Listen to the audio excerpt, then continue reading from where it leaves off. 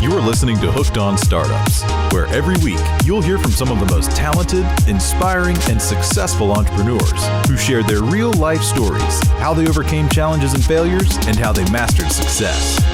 Get ready for some of the best business tips, tricks and tactics, and some frank, unscripted discussions. Here's your host, Matthew Sullivan. Well, before we start, I just want to welcome Ola Dantis to the Hooked on Startup show. Yeah, I'm so happy to be here. So happy. That's right. Yes, I'm just underwhelmed. There's no beginning to my enthusiasm. But I was just, your story is fascinating. You know, it is the true story of, coming to America with, was it $180 in your pocket, and yes, and a few years later ending up with a multi-million-dollar real estate portfolio. So it is everyone's dream. But what is really interesting is we went to the same university in England. We did. Which is, and I think I was on your podcast a few weeks ago, Yes. and it's funny because one of my daughters goes to Birmingham University as well. It's a great uni. And it was great because, and this means nothing to anyone unless you've actually been there, but they have the finest Indian cuisine in the world. I think in Birmingham, yes. In Birmingham, correct. In Moseley in particular, it is the culinary epicenter of Indian cuisine. I would agree with that. So the one thing that I miss most about being in the US is just that sort of, fantastic cuisine. But there are some, and sausages as well, proper English sausages. So the two things that I miss. And a good like brekkie, the Spanish right? Inquisition. English breakfast, right? They just don't have that over here. You've got to actually ship the sausages in from, the East Coast or something, and you can't get back bacon. The three things that I miss most, it's Indian food, sausages, and back bacon. But that's and crumpets you can get, so that's fine. So thank you, Trader Joe's, for that. This episode is not sponsored by Trader Joe's, even though my wife is there right now shopping, not just for crumpets. Good job, no one's listening, eh? Right. Especially our wives. Yeah, exactly. I think they are. They're gonna come in and what are you doing? Oh, I'm on a call, but it is, and also there's a little bit of I think humor. The company you founded is called Dwellin. Yes. And people say, where does that come from? DWELLYN. Is that Dwellin or? It sounds Welsh, doesn't it? It sounds Welsh. It's a Dwellin, yes. It's from the valleys, But it's actually, it's Cockney rhyming slang for a home. It's a dwelling, isn't it? And do people? Oh, I get it now. But do you have to explain that to people? Yeah, definitely. So Lynn, Lynn. That's actually the end of my wife's name. My wife's name is Wiona Lynn. Oh, right. That's where that Lynn comes from. She is British too, of course, but nothing to do with that. She could be Welsh. I mean, and then dwell is just kind of to dwell in the grace of God, to dwell in the peace of God. It's been repeated in the Bible, Or to live in a home, to dwell in a home. Oh, to dwell in a home, of course. Yes. That's actually the major reason as well, to kind of combine the two together. So somewhat creative, but not so creative at the same time. But it is. But it's but also, so tell me, when did you, tell me the story, because there's a bit about you, getting inspiration. I think you were in Dubai at the time. Was that right? And correct. And then you listened to a podcast. And you had this sort of flash of inspiration. This sort of, and then. Yeah, no, actually, a friend of mine was one that took me. A friend of mine who was actually doing real estate in the UK. But I love to tell the story the same exact way, because it's always really difficult for people to make that connection from, I remember when I used to listen to podcasts and somebody is talking about how they've just closed a $1 million building, and I just can never connect that person's beginning of the story, right? The genesis, like, how do you do that? So I always like to talk about kind of the genesis. So like you said, I moved, to the US, my wife and I, shortly thereafter got great jobs, living the American dream, going to work, coming home, going to work, traffic, come back home. Kind of the same, isn't it? The American dream is very similar to the English dream, but the weather's slightly better. Depending on where you live. Yeah. Exactly. So I was thinking, man, there's gotta be something else to this. I mean, I can do this for the next, I don't know if I'm lucky, 50 years and then I die. I mean, it's pretty boring. So I was looking for something else. But why would you not just be happy with your lot, Ola? You know, I don't know. there's nothing wrong with commuting and sitting in traffic. Mind you, in England at the moment, you'd be lucky to do that because I don't think there's any no gasoline or petrol anywhere. It does make me laugh, honestly. He does. My sister called me from Milton Keynes and she's like, "Oh, I was able to get a full tank of petrol." I was like, "Oh, lucky you. We've got plenty." Yeah, in Houston, where am I? You want to come over if you want. Yeah, I just filled up my car and it cost me $4 because this is America. And they have gasoline here, yes. So anyway, a friend of mine called me from the UK and said, "Hey, Ola, do you want to fly to Dubai and meet me there and, kind of help me with my business? And, I've got this business doing really well in London and, I'm going to meet some investors in Dubai." Now, I say this story, not just to say the story, but success never comes in a golden box with a red ribbon, with fireworks and an announcer saying, "Here is your success coming to you." No, it could be like a phone call like mine, right? And so I did what every wise man does. I prayed about it and I asked my wife, like, "Hey, my friend called me and said, hey, you're going to, come to Dubai." And this was years ago, right? Before the pandemic and everything is all Zoom now.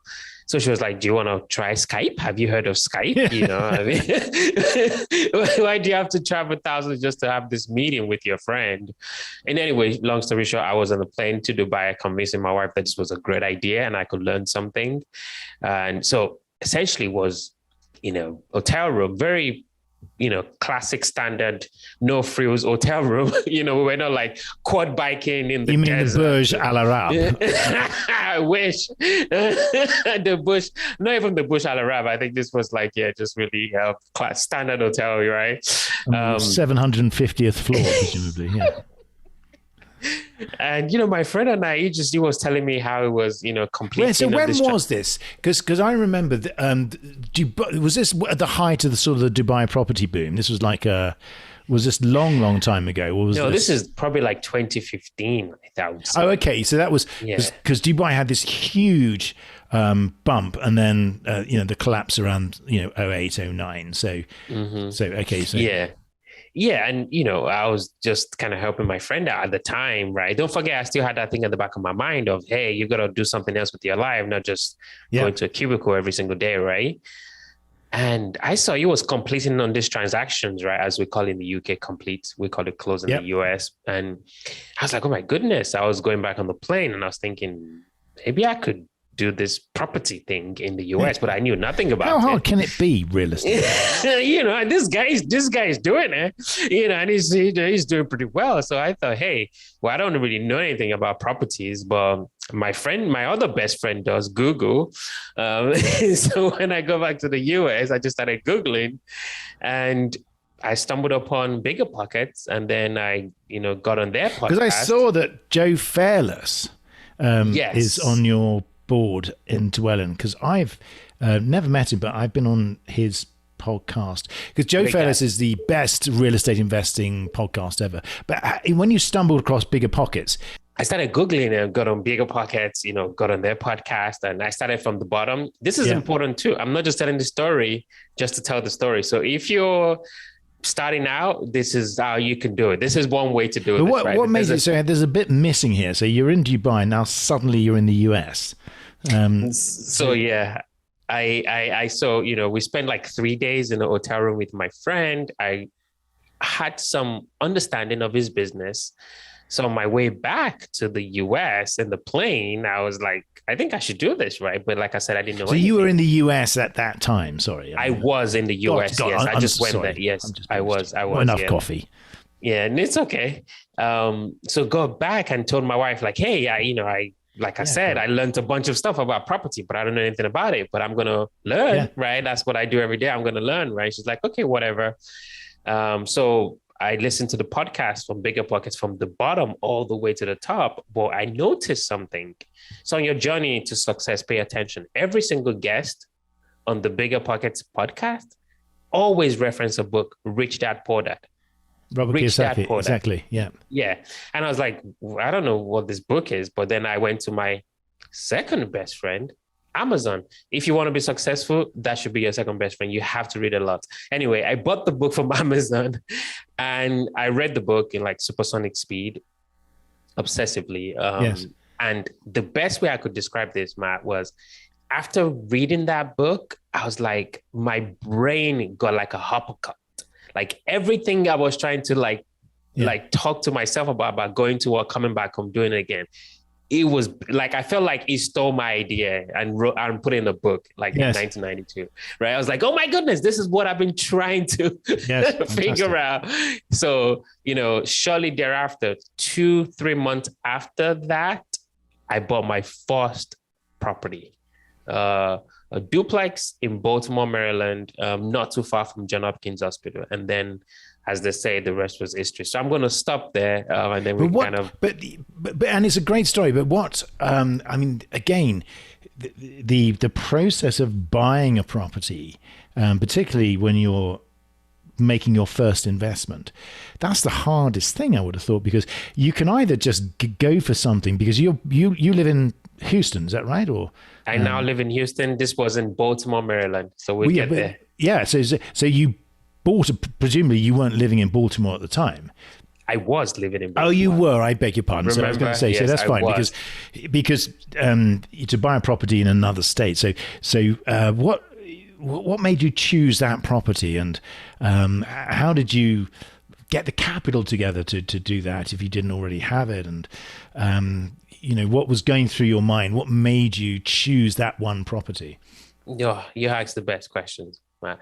So, so that process, that 2-3 months of reading, listening to podcasts, was evidentially like really important, right? Because while I was reading and learning, I realized that, okay, there are different real estate strategies, right, that you can do, right? You can start flipping houses, you can start wholesaling, you can do a bunch of stuff. But I stumbled upon one called house hacking, which means you can buy a duplex or a triplex or a fourplex, which are basically 2-in-1, 3-in-1, or 4-in-1 houses, respectively. And you live in one and you rent the others out. Yeah. Right. So basically you get a mortgage. And the good thing about America is if you're getting your very first mortgage, all you have to do is put 3.5% down. Yeah. So, I mean, in the grand scheme of things, that's not a ton of money unless you buy a $10 million building, right? Which we were in because we're just buying a tiny little duplex in Baltimore. To answer the second part of your question, so I learned that strategy during my, reading, right? So why did I choose that one property? So my wife and I, we looked at, oh my goodness, a lot of properties, let's say, probably 10 to 15 at least, which were duplexes, triplexes, or, so I use 3 things mainly, which I still teach to you today. Number one, I look at properties that have what I call a 1% rent to value ratio. Yeah. Meaning if I was buying a property for $100,000, the rent should be at least $1,000. So 1%. Per month, obviously. Per month, correct. Right? So that's one. Second thing, I do not buy in bad areas, right? The crime has to be lowest. And I use Trulia, which is a website in the US, to basically find that out. So I won't buy anywhere that is rough, right? So that's number 2. Number 3, I always look for some kind of like value add, which means that I can go in, fix up the place and force appreciate that property. Now, this is a little tricky with single family, but what I was trying to buy was when single families were multifamily, right? So this particular property had been, on the market for like 6 months, right? And it was just dated. It had like the original wood flooring, at this time, it wasn't multifamily and outstacking wasn't as hot, right? Yeah. So my wife and I knew quickly, if we buy this thing, pretty up, we can increase the rent, right? Yes. It was owned by a couple that was living far away in suburban Maryland. Yeah. So we were like, this is it. So we went on, bought it. And then, as they say, everything worked out. That property I still own it. It's doing fantastically well. I was going to say now, I mean, if I still own it. 7 years later, it's probably appreciating really well. But, pretty well. But then where did your journey? So once you've got that property, so that, that transaction went pretty well. So in other words, you did. Got the property, you filled it with tenants, presumably. So you've got, the rental income coming in. But that's not where you are today. So dwelling is not just one property. So where are you today, and how did you move from that one property? Because 5 or 6 years is a very short space of time. It is. Tell us more about what today's position looks like. It's funny you said that, because 5 or 6 years feels like a relatively short time to be able to close on a 10 million plus deal, which I just did about 2 months ago.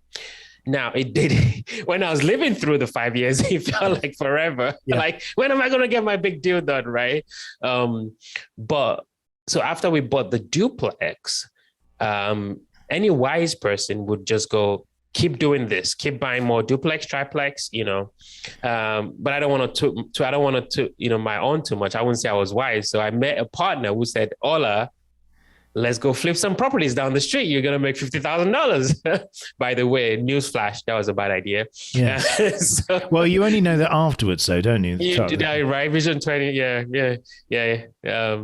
So did that for a couple of years. But actually, before I did that, I heard a podcast just like this, Michael Blank's podcast, and Joe Felix was the guest. Yeah. And he was talking, about multifamily and buying larger apartments, right? And I thought, oh, wow, I bought a small building. It would be nice to buy a 10 unit or whatever.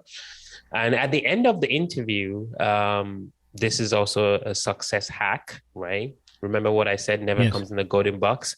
And he said at the end, I'm going to give my phone number, but nobody's going to call me anyway. So he gave her his phone number at the end of the podcast. And obviously I called him and I said, hey, Joe, I'm nobody. Yeah. And whatever you charge for, mentoring, I cannot afford it. Just give me a payment plan. Right. And I will pay. And I'm telling people this because the power of the subconscious mind is just absolute, right? The brain takes positive or negative. So if you keep telling yourself, I don't have money, I can't do this, the brain doesn't care. It's eavesdropping in everything you say. Yeah. So I knew that I didn't have money, not because I was telling myself that I saw my account wasn't, I knew I couldn't afford this guy, but I still tried and I got in. Yeah. And that was the changing, was a turning point in my life, because now this guy at the time had 100 AUM, which is assets under management at that time. Today he has $1 billion, by the way.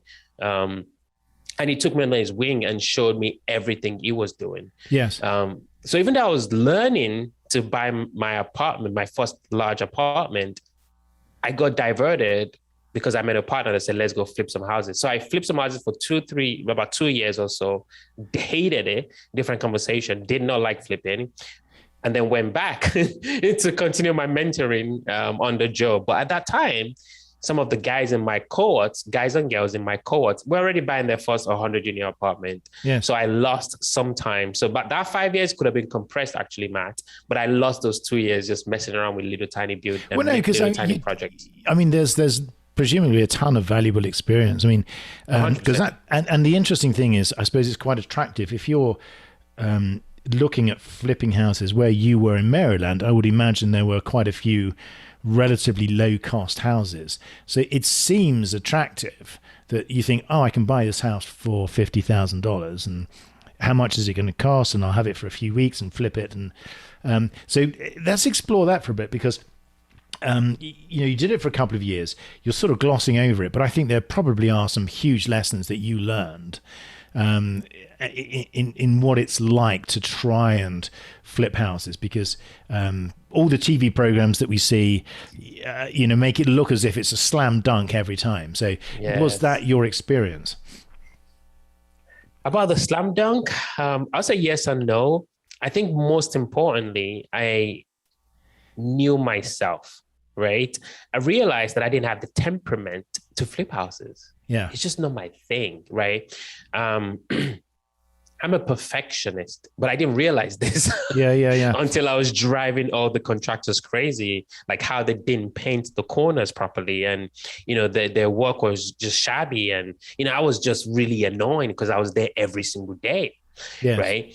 And I realized this is... Which is probably more than the contractors were, presumably. You already know. I'm getting there in the morning at 6 a.m. I'm like, where's this guy? He should have started work by now. I've been up since 5. Where is he? And he's getting there at 9 o'clock, strolling in. And I'm like, well, what is going on? So I drove them crazy. That's number one. Number two is also, the time value, right? Like I said, I was still getting the Facebook feed of my friends buying 100 units apartment. And while I was covered in dust in my shorts in the summer in the hot Baltimore sun, trying to help the contractors with trash. Yes. And I go into my wife, she's like, what are you doing? Like, is this really, how you want to spend your life? Right. So I just didn't enjoy it. I didn't enjoy it. It wasn't complex. Yeah, it wasn't complex for me. I like complex things, right? Yes. I realized that. So for me, I decided to just stop. One of the properties that I actually built, which is on my portfolio somewhere, I still own that as well. And we kind of built it from scratch. So I like you said, yes, there were some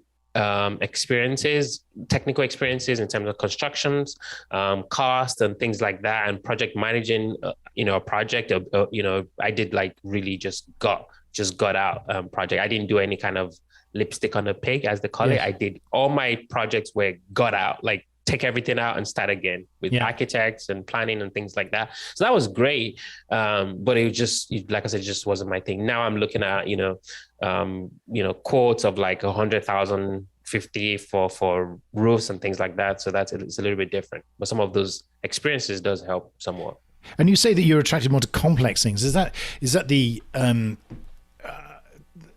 I suppose, the sort of cerebral challenge that you didn't get when you're building? I suppose you're in at the grassroots level, but so your background in Birmingham, I think what you sort of read, was it business studies, and you got a master's? No, I actually read biomedical science, my first degree, and then I got a scholarship to go to the business school down the road to study strategic marketing and consulting. So presumably that what was really interesting to you when you were seeing all of your fellows in the cohort doing these deals is the complexity of the deals. Correct. The multiple moving parts from a funding perspective, from a legal perspective, structuring, syndication. So that's presumably if you can be the savant, as it were, that can see through that.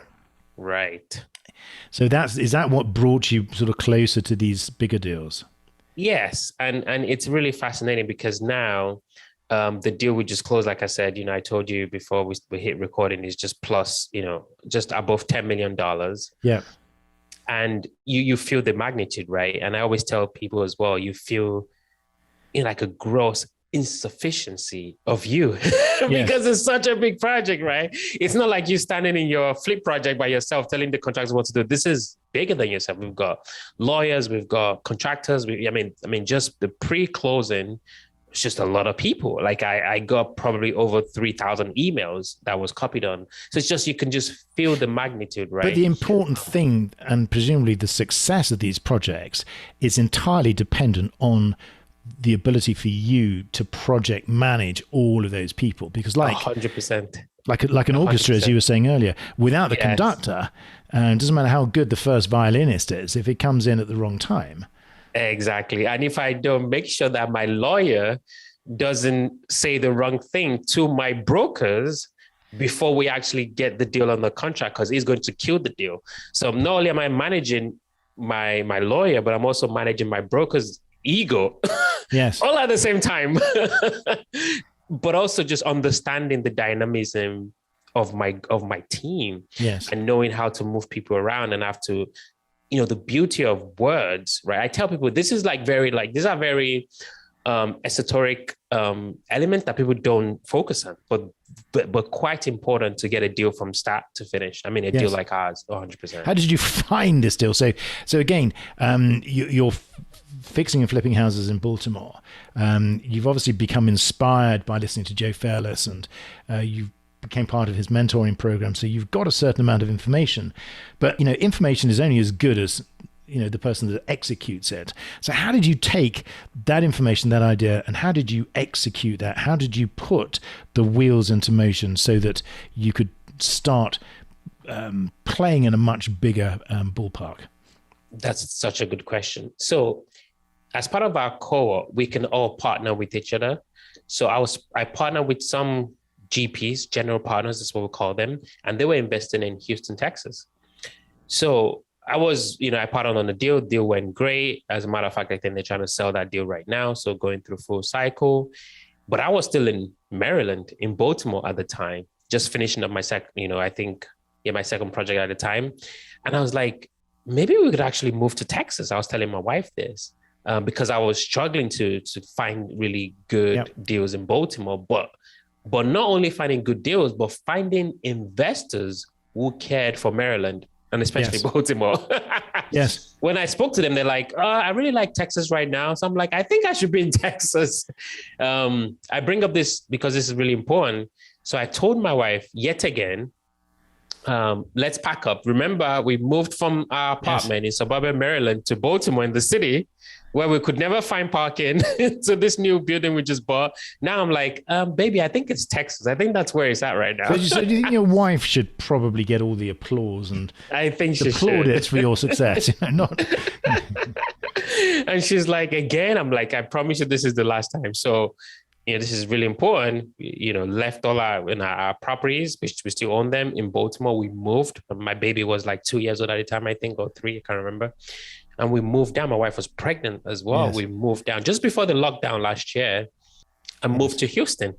And then shortly thereafter, moving here, we've closed on, deals close to, quite a lot of deals actually this year, nearing 20 million. So I wanted to mention that if you feel like you're listening to this and you're in LA or you're in New York City and you're like, my market is so hot right now, I can't find deals. The good thing, Jim Rohn talks about this all the time, you're not a tree, you can move. Yes. And it's important to go where the money is. I mean, what is the expression? I used to be a stockbroker years ago, and there was an expression then which is let the trend be your friend.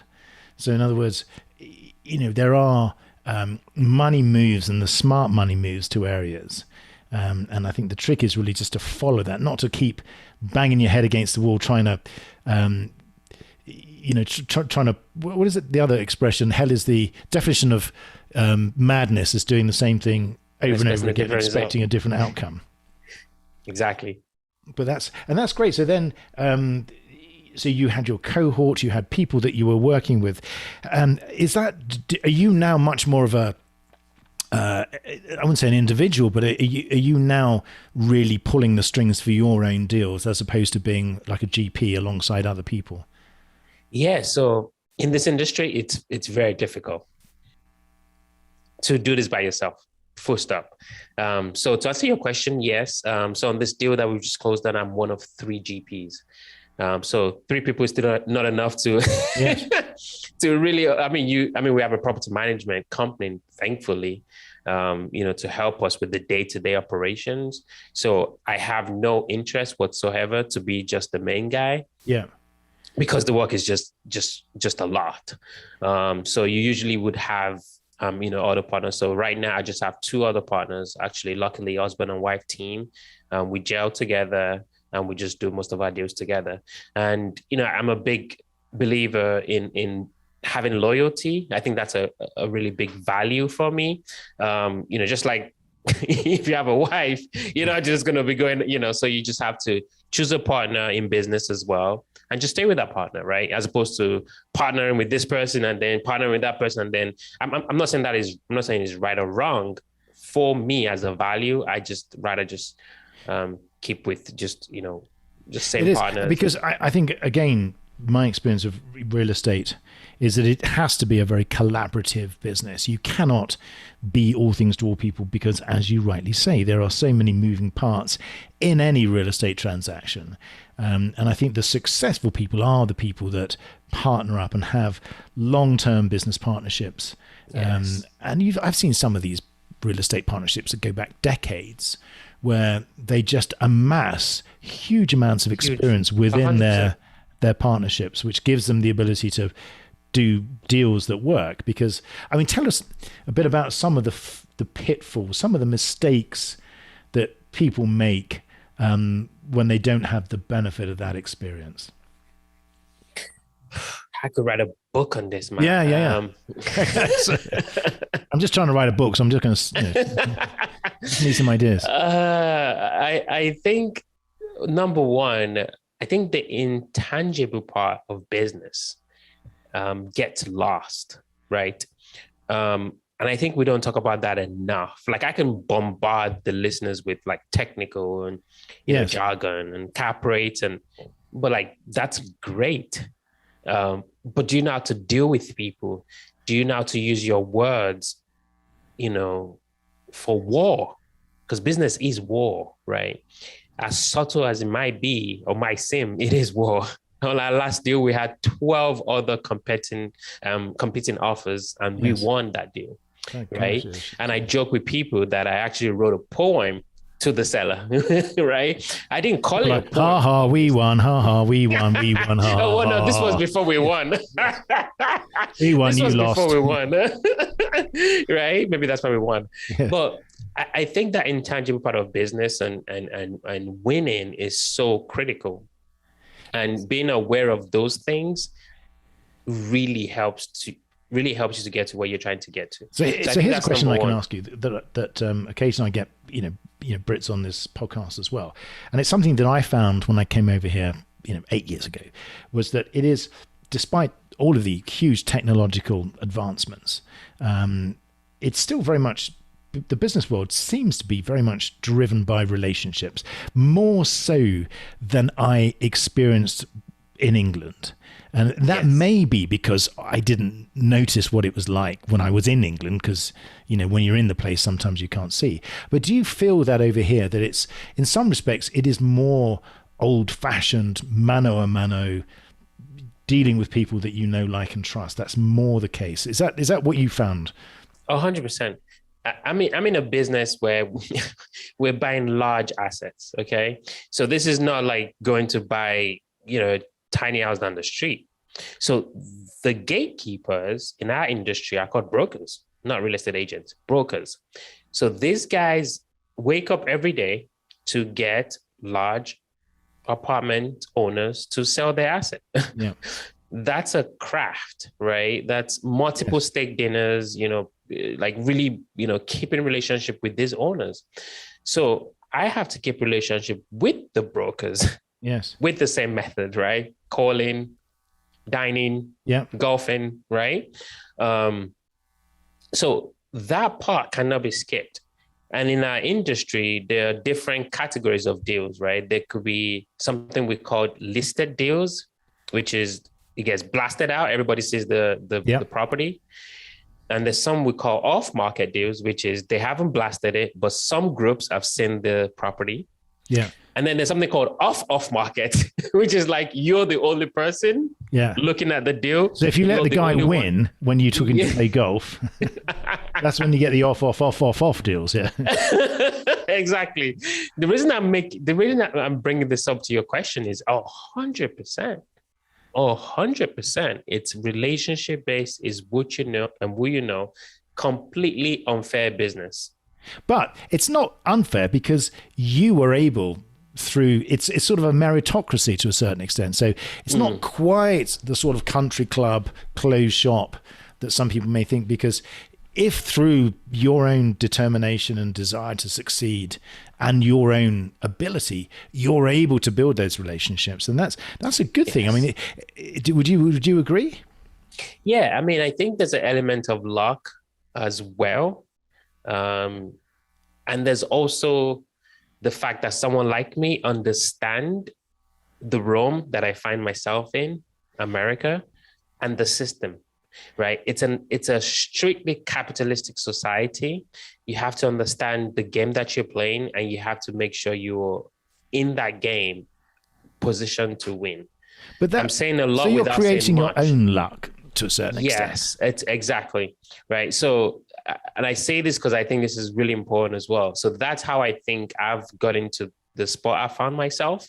My partners are, a Chinese couple that I met at a conference last year. So it's like, you gotta be in the right rooms, in the right place, understanding different people and putting together different types of people. Again, speaking as an immigrant myself. Exactly. I find that one tends to pay more attention because you're in a different environment to the one that you've been used to for all your life. You listen more, you pay attention to detail, you don't take things for granted. And do you find that as well? And I think that's quite helpful, because then whereas other people may simply go in with expectations, if you go in with no expectations or with a completely sort of blank canvas, do you think that helps? Because is that advice that you can give people? In other words, just pay more attention to other people, listen to other people, before you deluge them with your own thoughts. 100%. I mean, especially as you're moving up the economic ladder, right, in America, you have to pay attention. And that's why I've been heavy on this subject. You have to understand what you're trying to achieve and how you need to get there. So for my business, there are two things that matters: finding deals and finding equity, capital. Two things. That's all. Yeah. When you wake up to when the deals you sleep, and the that's money. all that matters. Yep. The deals and the money, right? So I picked one in the beginning, right, which was finding the capital. And then I realized, okay, I can get the capital, but I may not have good deals. So then I changed again to finding the deals. And then I have, partners that can help with the equity. So I think it's really paying attention to little things like that in your business could make or break you, right? And understanding the philosophical concept of patience. Yes. Right. I'm in my 30s, right? And most people just think, I'm going to do a business for 5 years. If it doesn't work, I'm going to quit. No, you're not. You're going to quit when you die. That's the determination that I had. I have to make this work. And that's what happens. It does work. And I found that too, that in my experience, the most overriding success factor is that ability to be determined and tenacious and see the deals through, rather than just give up on some technicality. 100%. But time to move on, I think, talking about giving up on technicalities. I have in my hand, Ola Dantis, a piece of paper that says Hooked on Startups Quickfire Questionnaire. Let's do it. Are you sure? I cannot wait. Okay, because they're very, very, very difficult questions. Right. Okay, deep breath. Question number 1. What is your favorite word? Equanimity. I'm going to have to spell that for the... It's a fabulous word. I know exactly what it is, but it's... Gosh, that takes a certain amount of practice to be able to pronounce that. So I can see why it's your favorite word. I can't actually say, because I haven't got my teeth in today. These are someone else's. I'm running in for them. So, so question number 2: what is your least favorite word? Can't. Mm-hmm. Yeah, same. I know. It's a very short word that just delivers a vast sea of emptiness. Question 3: what are you most excited about right now? For some reason, I'm so into my kids. I've got 2 girls, 4 and 1. I just love watching them play, cry. What do you mean, for some reason? They are your children. That is the reason. Newsflash.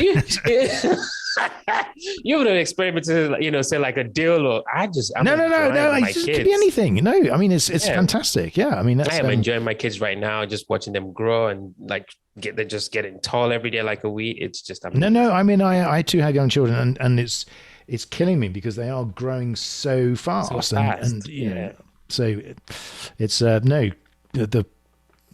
Each moment is so precious. Anyway, question number 4. What turns you off right now?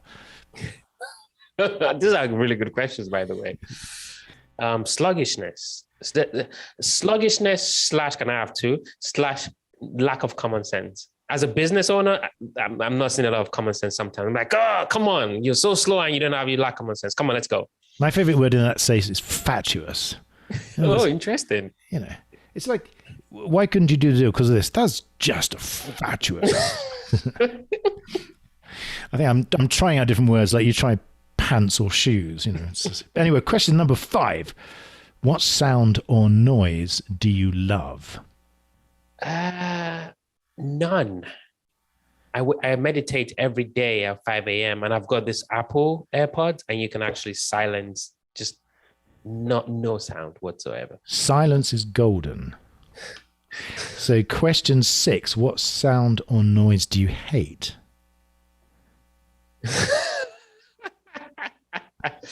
The cry of my little daughter. It depends. Yeah, I know what you mean. Particularly when it's 3 a.m. or something. Yeah. Question number 7. Now, you may plead the 5th Amendment of the U.S. Constitution on this question. What is your favorite curse word? Can I swear on this? Yeah, of course. No one's listening, so we're absolutely fine. Fucking hell. Yeah, that's it. It's not actually, it's the apostrophe. It's fucking hell. You know, and you gotta do the neck movement. You gotta do the neck. Yeah. And you can say Rodney and think, okay, no, Rodney. That's good.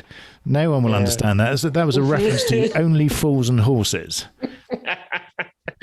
Another episode all in itself. Question number 8. What profession other than your own would you like to attempt?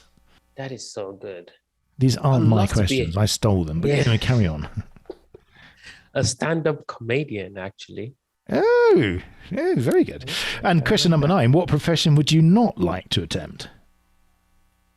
Jeez, I don't want to be like a garbage man. I don't know. That's just I have a high level of disgust. But we used to call them dustbin men in England. And remember when I was a kid, they used to we used to leave them like $20 at Christmas, because otherwise, if you didn't, they wouldn't empty your bins properly. But I remember in the olden days, before the trucks that would pick up the bins for you, you'd have these huge guys who'd sort of pick up these 500-pound trash cans and throw them in the back, and you know. Mm-hmm. So I can see that. I mean, particularly in the big cities, you don't really want to be anywhere near other people's stuff. No, I can see that. Yes, there isn't a set of rubber gloves on earth that can insulate you from that sufficiently. But anyway, Ola Dantis, my final question: if heaven exists, what would you like to hear God say when you arrive at the pearly gates? I know, it's a cracker. It's a good one. What would I like God to say? Man, that's such a good one. I guess I would want to hear him say, "Welcome, Ola Dantis." What if you got your name wrong? It's like, no, it's not. It's Ola Dantis. For God's sake. Oh, I mean, sorry. No offense. Well, that'd be a good start to get to heaven. Whatever happens, I don't want to go to hell. I heard it's not really nice there. So yeah. Well, I don't know. It's always it's a tricky one to answer. But listen, last question. How do people get in touch with you and find out what you're doing with Dwellin? And how do people find out about your podcast that you have? And where's the best place? Yeah, so I'm pretty ubiquitous on the internet, Ola Dantis. Just Google me or just go to this site right here, investwithola.com. If you're not watching the YouTube video and you're just listening, it's investwithola.com. If you're on Instagram and you just, you're into Insta, I'm there. Just find me, Ola Dantis. You cannot miss me. I'm everywhere. Fantastic. Thank you. It's been such a pleasure having you on. Great to meet you, and looking forward to staying in touch and following your progress. Once again, Ola, thank you for being on. Likewise. Thank you so much. I appreciate you, sir. You are listening to Hooked on Startups, where every week you'll hear from some of the most talented, inspiring, and successful entrepreneurs who shared their real-life stories, how they overcame challenges and failures, and how they mastered success. Get ready for some of the best business tips, tricks and tactics, and some frank, unscripted discussions. Here's your host, Matthew Sullivan.